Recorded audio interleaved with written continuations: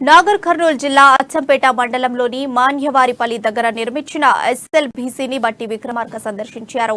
People March పాదయాత్రలో భాగంగా ప్రాజెక్టును పరిశీలించారు. ఉమ్మడి ఆంధ్రప్రదేశ్లో పాలమూరు, నల్గొండ జిల్లా ప్రజలకు సాగునీరు, త్రాగునీరు అందించేందుకు జలయజ్ఞంలో దివంగత నేత రాజశేఖర రెడ్డి ప్రారంభించిన ఎస్ఎల్బీసీని ప్రాజెక్టును తెలంగాణ ప్రభుత్వం నిర్లక్ష్యం చేసిందన్నారు. ఈ ప్రాజెక్టును నిర్లక్ష్యం చేసి 2 జిల్లాల ప్రజలకు టీ సర్కార్ తీరని ద్రోహం చేసిందని బట్టి ఆరోపించారు. కాంగ్రెస్ అధికారంలోకి రాగానే ఎస్ఎల్బీసీ ప్రాజెక్టుపై ప్రత్యేక శ్రద్ధ వహించి పనులను పూర్తి చేసి సాగు త్రాగునీటిని అందిస్తామని ఆయన హామీ ఇచ్చారు.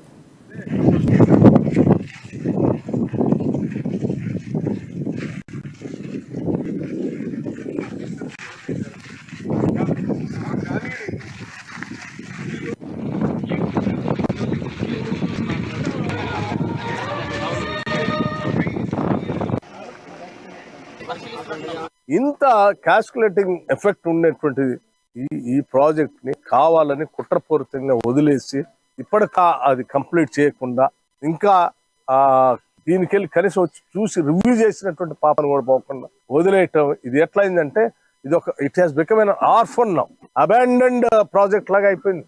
అరే ఆ నల్లగొండ జిల్లా మంత్రికైనా బుద్ధి ఉండాలి కదా, ఆ జిల్లాకి నీళ్ళు వచ్చే ప్రాజెక్ట్ ఇది, ఆ జిల్లాకి నీళ్ళు వచ్చే ప్రాజెక్టు.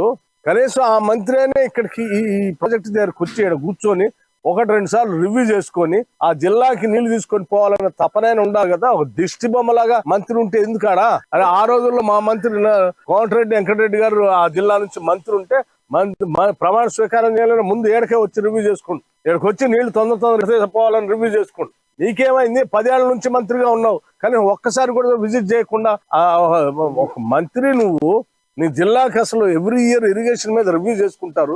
డిస్ట్రిక్ట్ మినిస్టర్ గా, చైర్మన్ గా, ఇరిగేషన్ కమిటీ చైర్మన్ గా జిల్లాకి రావాల్సిన నీళ్ల గురించి రివ్యూ చేసుకోవటం కానీ, ఎక్కడికి వచ్చి తీసుకొని పోవటం కానీ, దీనికి సంబంధించిన అధికారులతో